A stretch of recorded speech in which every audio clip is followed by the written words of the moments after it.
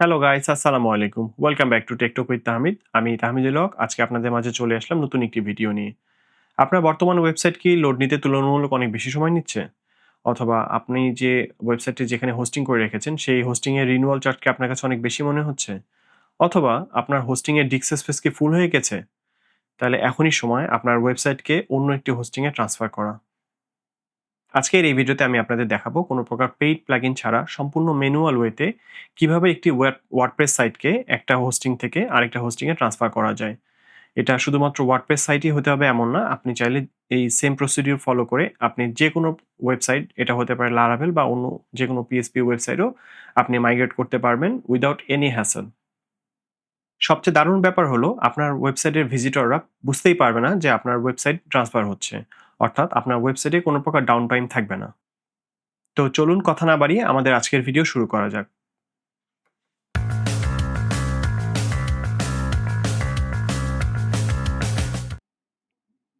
প্রথমে আমরা আমাদের কম্পিউটারের ব্রাউজার থেকে আমরা যে ওয়েবসাইটটিকে মাইগ্রেট করতে যাচ্ছি, এই ওয়েবসাইটের cPanel এ চলে যাব। তো আমরা যেটা করতে যাচ্ছি, আমরা যে ওয়েবসাইটটা করব সেটা হচ্ছে artsign.org/cpanel। আপনারা জানেন যে কোনো ওয়েবসাইটে cPanel অ্যাক্সেস করার জন্য ডোমেইনের শেষে /cpanel দিলে আমরা সেই cPanel অ্যাক্সেসটা পেয়ে যাই। অর্থাৎ cPanel লগইন স্ক্রিনটা আমরা পাই। তো এখানে আমি আমার লগইন ডিটেইলসটা আমি দিয়ে দিলাম। লগইন ডিটেইলস এ আমি লগইন করলাম। করার পর এখন আমরা যেটা করব, এখান থেকে আমরা হচ্ছে ফাইল ম্যানেজার অপশনটিতে চলে যাব। সো আমি এখানে ফাইল ম্যানেজারে ক্লিক করলাম। ফাইল ম্যানেজারে ক্লিক করার পর আমার যে ফাইল ম্যানেজার ওপেন হয়েছে, এখান থেকে আমি সরাসরি চলে যাব হচ্ছে পাবলিক HTML ফোল্ডারটাতে। এখানে দেখতে পাচ্ছেন যে পাবলিক HTML ফোল্ডার, এবং এই পাবলিক HTML ফোল্ডারের ভিতরে আমার যা কিছু আছে, এটা আমার ওয়ার্ডপ্রেস একটা ওয়েবসাইট আছে। আমি এই ওয়েবসাইটটাকে আমি আরেকটা হোস্টিং এ সরি আমি হ্যাঁ, এই ওয়েবসাইটটাকে আমি আরেকটা হোস্টিং এ আমি ট্রান্সফার করব। সো আমি এখানে যেটা করব, আমি এখানে সিলেক্ট অল এ ক্লিক করব। সিলেক্ট অল এ ক্লিক করার পর আমি এখানে কম্প্রেস বাটনে ক্লিক করব। কম্প্রেসে ক্লিক করার পর আমি এখানে ZIP আর্কাইভ দেব, এবং ZIP আর্কাইভ দেওয়ার পর আমি এখানে ফাইল নেমটা চেঞ্জ করে দেব। ফাইল নেমটা দিব হচ্ছে আমি বোঝার সুবিধার্থে দিচ্ছি backup.zip। এটা আমি আমার বোঝার সুবিধার্থে আমি ফাইল নেমটা দিলাম। দিয়ে আমি কম্প্রেস ফাইলে যদি আমি ক্লিক করি, এখন এখানে আমার এই পুরো ফোল্ডারটাকে হচ্ছে একটা জিপ ফাইলে কনভার্ট করতেছে সে। আমার এই জিপ কনভার্সনটা কমপ্লিট হয়ে গেছে। আমি এখন এখানে ক্লোজ করলে এবং আমি দেখতে পাচ্ছি এখানে backup.zip নামে একটা ফাইল, একটা ফাইল ক্রিয়েট হয়ে গেছে। আমি এখন এটাকে কি করব, আমি এটা জাস্ট ডাউনলোড করব। আমি এই ফাইলটাকে সিলেক্ট করে নিয়ে আমি জাস্ট ডাউনলোডে ক্লিক করছি, এবং এখানে যদি লক্ষ্য করেন, এখানে দেখতে পারবেন যেখানে আমার অলরেডি ডাউনলোড শুরু হয়ে গেছে। সো আমি ডাউনলোডটা কমপ্লিট করে নিই।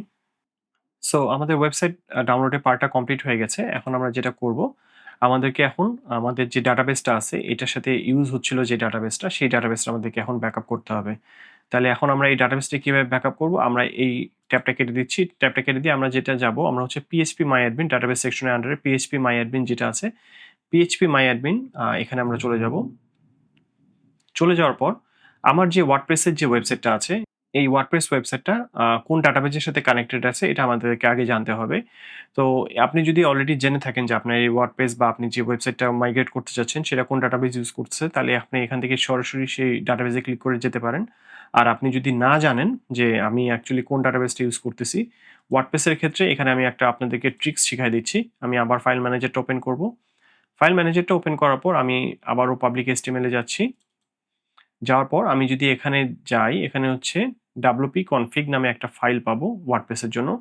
আমি এই ফাইলটাকে আমি ভিউ যদি করি, তাহলে আপনি যদি এখানে যদি আমি লক্ষ্য করি, আমার ডাটাবেস নামটা আছে xy6cn। সো এই ডাটাবেস নেমটা আমার ইউজ হচ্ছে। আমি এই ডাটাবেসটা আমাকে এখান থেকে ব্যাকআপ নিতে হবে। সো আমি এটাকে রিসেট করে নিই আরেকবার। ওকে, আমি এখানে এখন আমার এই ডাটাবেসটা কোথায়? আমার হচ্ছে এই যে এই wp xyxcn। সো এই ডাটাবেসটা হচ্ছে আমার ইউজ হচ্ছে আমার ওই ওয়ার্ডপ্রেস ওয়েবসাইটের জন্য। সো আমাকে যেটা করতে হবে, আমাকে এটার ব্যাকআপ নিতে হবে। সো আমি এটাকে এখানে এখান থেকে আমি জাস্ট এক্সপোর্ট এ ক্লিক করব। এক্সপোর্ট এ ক্লিক করার পর আমি হচ্ছে জাস্ট এখানে কুইক ফরম্যাটটা সিলেক্ট করে নেব, এবং SQL এটা দিয়ে আমি জাস্ট এখানে এক্সপোর্ট এ যদি ক্লিক করি, তাহলে হচ্ছে আমার এই ওয়ার্ডপ্রেস ওয়েবসাইটটার আমার পুরো ডাটাবেসটাকে সে আমাকে এখানে ডাউনলোড করে দিচ্ছে। এবং দেখতে পাচ্ছেন এখানে SQL ফাইলটি অলরেডি ডাউনলোড হয়ে গেছে, অর্থাৎ আমার ডাটাবেস ফাইলটা আমার এখানে ডাটাবেস কমপ্লিট হয়ে গেছে ডাউনলোড করা। সো আমার হচ্ছে সোর্স ওয়েবসাইট, অর্থাৎ আমি যেখান থেকে ওয়েবসাইটটাকে আমি মাইগ্রেট করব অন্য সার্ভারে বা অন্য হোস্টিংয়ে, এই পার্টের কাজ আমার এখানে কমপ্লিট হয়ে গেছে। সো এখন আমি যেটা করব, আমাকে হচ্ছে আমার ডেস্টিনেশন হোস্টিং বা ডেস্টিনেশন সার্ভারে আমাকে এখন যেতে হবে। তো এখানে যাওয়ার জন্য আমি যেটা করব সেটা হচ্ছে আমি আগে এগুলো কেটে দিচ্ছি। কেটে দিয়ে আমি হচ্ছে আমার ওই হোস্টিং প্রোভাইডারের যে অ্যাকাউন্টে আছে সেখানে আমি যাব। তো ওই হোস্টিং প্রোভাইডারের এখানে অ্যাকাউন্টে আমার আছে হচ্ছে spaceship.com। এখান থেকে আমার হোস্টিংটা নিয়ে আছে। অ্যাকচুয়ালি এটা আমার না, এটা হচ্ছে আমি একজনের হয়ে কাজটা করে দিচ্ছি এবং আপনাদেরকে রেকর্ডিং করে দেখাই দিচ্ছি, যেন আপনাদেরকে আপনারা যদি চান যেন এটা আপনারা এভাবে করতে পারেন। সো আলটিমেটলি এটা আসলে আমার অ্যাকাউন্ট না, আমি আরেকজনের হয়ে কাজটা করে দিচ্ছি। সো এখানে আমি আমার স্পেসশিপ অ্যাকাউন্টে আমি লগ ইন করে নিচ্ছি। ওকে, এখানে লগ ইন করার পর আমি এখান থেকে যদি যাই হোস্টিং ম্যানেজারে যাই, হোস্টিং ম্যানেজারে যাওয়ার পর এখানে আমার যে হোস্টিংটাতে আমরা ওয়েবসাইটটাকে লাইভ করতে চাচ্ছি সেখানে আমরা এখান থেকে আমরা হচ্ছে সি প্যানেলে চলে যাব, গো টু সি প্যানেলে যাচ্ছি। ওকে, আমরা হচ্ছে এখন ডেস্টিনেশন আমাদের যে সার্ভারটা আছে বা হোস্টিংটা আছে সেই ডেস্টিনেশন হোস্টিংয়ের আমরা হচ্ছে সি প্যানেলে চলে আসছি। এখন এখান থেকে আমরা প্রথমে যাব হচ্ছে ফাইল ম্যানেজারে।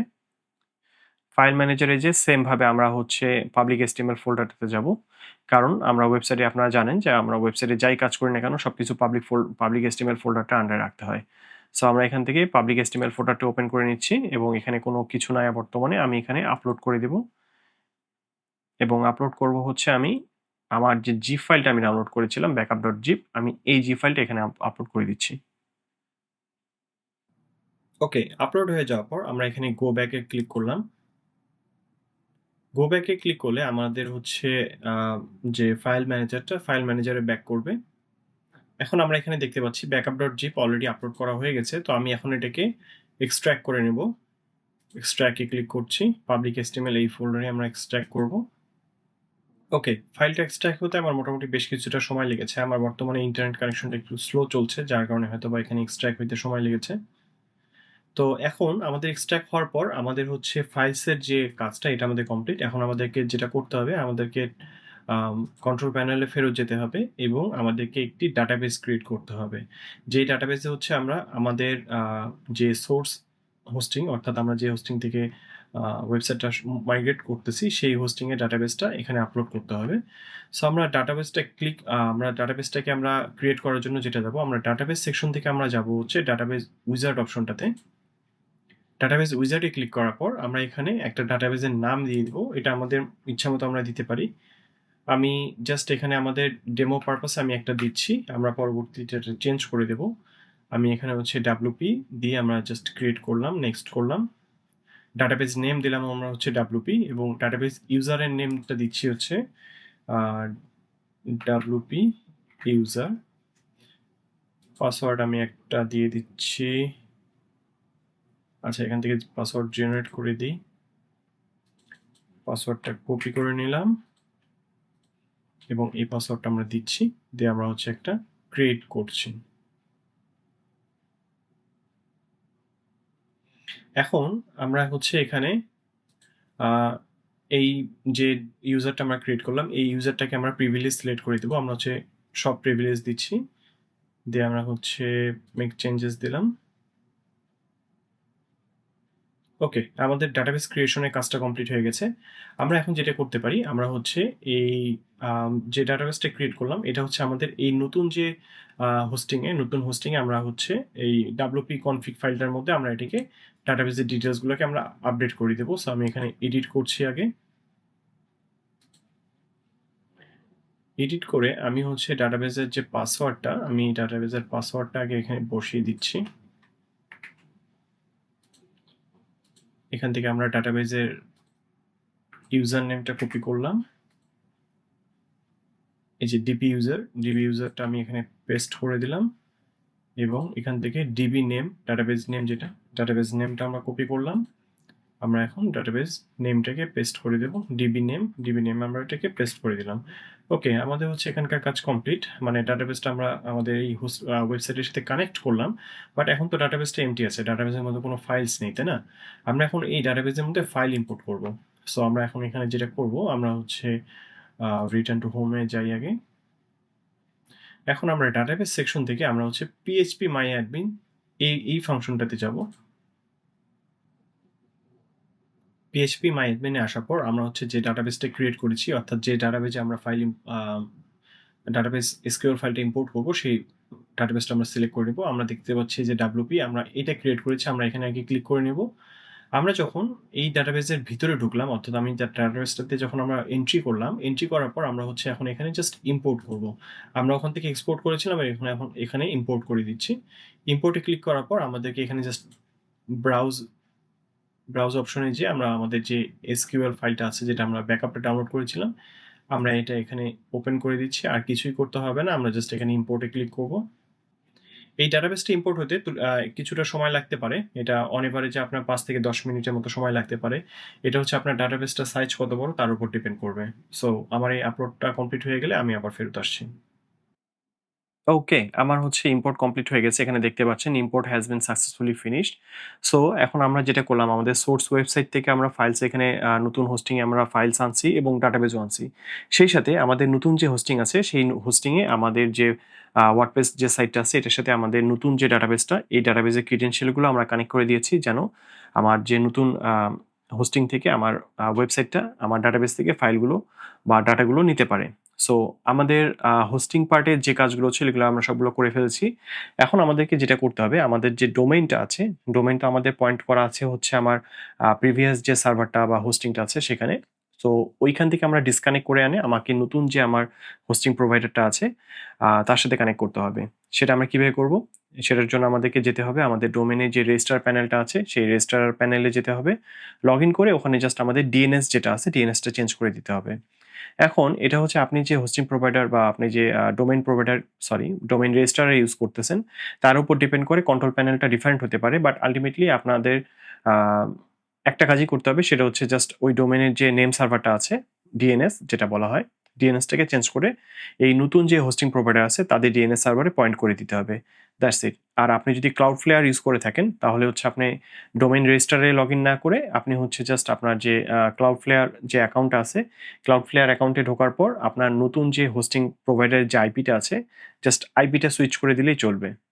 সো আমি আমার এই ওয়েবসাইটে কোনো Cloudflare ইনস্টল করা নাই। তো আমি দেখাবো কিভাবে ডোমেইনটাকে আপনার ডিএনএসটাকে কিভাবে চেঞ্জ করে এখানে পয়েন্ট আউট করে দেওয়া যায়, যেন আমার প্রিভিয়াস যে হোস্টিংটা আছে সেখান থেকে ছেড়ে দিয়ে এই নতুন হোস্টিং এর সাথে আমার ডোমেইনটা কানেক্টেড হয়ে যায়। তাহলে আর কথা না বাড়াই চলেন এটাও শুরু করি। ডোমেইনের ডিএনএস চেঞ্জ করার জন্য ১ম এ আমরা ডোমেইনের যে রেজিস্টার আছে তার কন্ট্রোল প্যানেলে চলে যাব। আমার এই ডোমেইনটাও স্পেসশিপ থেকে নেওয়া। সো আমি এখানে স্পেসশিপে আসার পর আমি যেটা করব, এখানে লঞ্চপ্যাড অপশনে যাওয়ার পর এখানে ডোমেইন ম্যানেজার যে অপশনটা আছে এখানে যাচ্ছি। এখানে গেলে আমার যতগুলো ডোমেইন রেজিস্টার্ড আছে এই স্পেসশিপ অ্যাকাউন্টের আন্ডারে, সবগুলো এখানে লিস্টে দেখাবে এবং আমার যেটা দরকার artsign.org, এখান থেকে আমরা জাস্ট এটার উপর ক্লিক করলে আমরা এখানে নেম সার্ভার অ্যান্ড ডিএনএস যে ফাংশনটা আছে এখানে চলে যাব। যেটা বললাম যে আপনার রেজিস্টার ওয়াইজ হচ্ছে আপনার এই কন্ট্রোল প্যানেলটা ডিফারেন্ট হতে পারে। সো আপনার যে রেজিস্টার আছে সেখানে আ যে সেই রেজিস্টার প্যানেল থেকে আপনার যেখানে হচ্ছে নেম সার্ভার অপশন বা ডিএনএস অপশনটা আছে সেখানে যাবেন। যাওয়ার পর চেঞ্জ করবেন। চেঞ্জ করলে আপনার হচ্ছে নতুন হোস্টিং প্রোভাইডার যারা থাকবে আপনার, তাদের কাছ থেকে আপনি তাদের ডিএনএস নেমটা নিয়ে নিবেন। নেম সার্ভার নেম যেটা বলে। আপনার ডিএনএসটা নিয়ে তাদের ডিএনএস গুলো এখানে জাস্ট এন্ট্রি করে দিবেন। সো আমি যেহেতু আমার হোস্টিংটাও স্পেসশিপে আছে এবং হচ্ছে ডোমেইনটাও স্পেসশিপে আছে, তো আমি এখানে ইজিলি স্পেসিফিক নেম সার্ভার এখানে ক্লিক করলে অটোমেটিকই এই যে launch1.spaceship.net এবং launch2.spaceship.net এই দুটো অটোমেটিকই সিলেক্ট করে নিচ্ছে। সো এখানে আমার হচ্ছে করার প্রয়োজন পড়বে না। আলাদা করে এন্ট্রি করার প্রয়োজন পড়ছে না। জাস্ট এখানে ক্লিক করে আমি সেভ নেম সার্ভার সেটিংস এ ক্লিক করলাম। করার পর ইয়েস আই আপডেট দিলাম। আপডেট হতে এই নেম সার্ভারটা আপডেট হতে ইউজুয়ালি হচ্ছে আপনার ২৪ ঘন্টা সময় লাগে বলা হয়। মানে এখানে দেখা যায় যে ২৪ থেকে ৪৮ ঘন্টা পর্যন্ত সময় লাগে। বাট আ রিয়েল ইউজ কেসে আসলে এতটা সময় লাগে না। দেখা যায় যে ২-৩ ঘন্টার মধ্যেই আপডেটটা কমপ্লিট হয়ে যায়। সো এতক্ষণ পর্যন্ত আপনাকে ওয়েট করতে হবে এবং আমাদের যে প্রসেস যেটা আমাদের যে কাজটা ছিল, এই কাজ কিন্তু আমাদের এটার মাধ্যমে এখানেই শেষ হয়ে গেছে। আমাদেরকে আর নতুন করে আর কিছু করতে হচ্ছে না। আমরা অলরেডি যা করার দরকার ছিল হয়ে গেছে। এখন আমরা জাস্ট ২-৩ ঘন্টা পরে আমরা যখন ভিজিট করব ওয়েবসাইটটা, তখন আমাদেরকে নতুন যে হোস্টিং প্রোভাইডার আছে, সেই হোস্টিং প্রোভাইডার থেকে আমাদের ওয়েবসাইটটা সার্ভ হবে। এবং আমাদের আগের যে ওয়েবসাইটটা ছিল বা আগের যে হোস্টিং প্রোভাইডার ছিল তাদের সাথে আমাদের ডোমেইনটা ডিসকানেক্ট হয়ে যাবে। সো এই ছিল আজকের মতো ভিডিও। আশা করি আপনারা সবাই বুঝতে পারছেন। যদি কোথাও বুঝতে সমস্যা হয় বা আপনারা যদি আপনাদের এই ভিডিও সম্পর্কে বা আপনাদের এই কোনো কোয়েশ্চেন যদি থাকে আমাকে অবশ্যই কমেন্ট বক্সে জানাবেন। আমি অবশ্যই চেষ্টা করব এগুলোর অ্যান্সার দেওয়ার এবং আপনাদের যদি কোথাও বুঝতে সমস্যা হয় আমি ওই স্পেসিফিক ওই জায়গাগুলো নিয়ে আমি হয়তোবা আরেকটা সেপারেট ভিডিও করে আপনাদেরকে আরো ইন ডিটেইলস এ আমি আপনাদেরকে দেখিয়ে দেব। তো দেখা হচ্ছে পরবর্তী ভিডিওতে। Till then take care. আল্লাহ হাফেজ।